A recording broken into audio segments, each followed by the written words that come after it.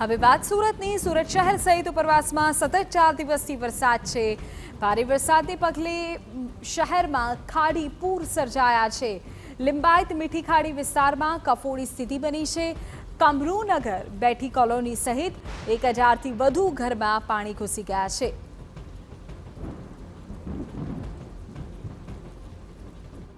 ભારે વરસાદ પડી રહ્યો છે ને તેના કારણે સુરત શહેરની અંદર જે ખાડીઓ છે તે ઓવરફ્લો થઈ રહી છે અને નીચાણવાળા જે વિસ્તારો છે તે ખાડીપુરની જેવી સ્થિતિ સર્જાઈ છે। અત્યારે જોઈ શકાય છે કે ખાડીપુર વિસ્તારની અંદર જે લોકો ફસાયા છે તેમને ફાયરની ટીમો છે તે રેસ્ક્યુ કરી અને તમામ લોકોને જે બહાર કાઢવાની જે કામગીરી છે તે કરવામાં આવી છે। નાના બાળકો છે, મહિલાઓ છે, ઇમરજન્સી જે વ્યક્તિઓને હોય તેમને તાત્કાલિક બહાર કાઢવાની જે કામગીરી છે ફાયરની બોટ અને જે જેકેટ જે મારફતે તેમને પહેરાવી અને તાત્કાલિક બહાર કાઢવા માટે જે ફાયરની ટીમો છે જોઈ શકાય છે કે લિંબાયતના મીઠી ખાડીના આજુબાજુ વિસ્તારની અંદર જે ગળા ડૂબ સુધીના જે પાણી ભરાયા છે અને તેના કારણે રસ્સી મારફતે તમામ લોકોને એક પછી એક બહાર કાઢવાની જે કામગીરી છે તે ફાયરની ટીમ છે સતત વહેલી સવારથી કરી રહી છે। જોઈ શકાય ફાયરના જવાનો છે તે ગળા ડૂબ જે પાણી છે તેની અંદર ઉતરી અને આ જે રસ્સી મારફતે એક પછી એક જે બાળકો છે, મહિલાઓ છે તેમને જે છે સહી સલામત રીતે બહાર કાઢી અને સ્થળાંતર કરવાની જે કામગીરી છે તે અત્યારે ફાયરની જે ટીમ છે તે કરવામાં આવી છે।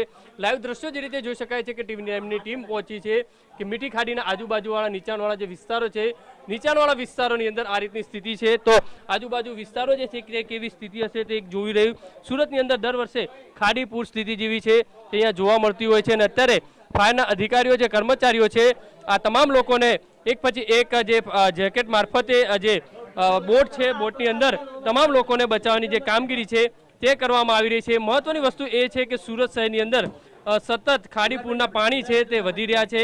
અત્યારે દિન પ્રતિદિન જે ઉપરવાસની અંદર ભારે વરસાદ પડી રહ્યો છે તેના કારણે આ રીતની સ્થિતિ છે તે જોવા મળી રહી છે। ફાયરના કર્મચારીઓ છે ગળા ડૂબ પાણીની અંદર આ લોકોને એક પછી એક રેસ્ક્યુ કરી અને બહાર કાઢવાની જે કામગીરી જોઈ શકાય છે। એક નાનું બાળક છે, બાળકને ટ્યુબની અંદર બેસાડી અને તેને બહાર લાવવા માટે જે ફાયર જવાનો છે તે જે પ્રયાસ કરી રહ્યા છે કારણ કે સુરતના મીઠી ખાડીના આજુબાજુના વિસ્તારો છે ત્યાં અનેક લોકો ફસાયા હોવાની જે વાત ચાલી રહી છે।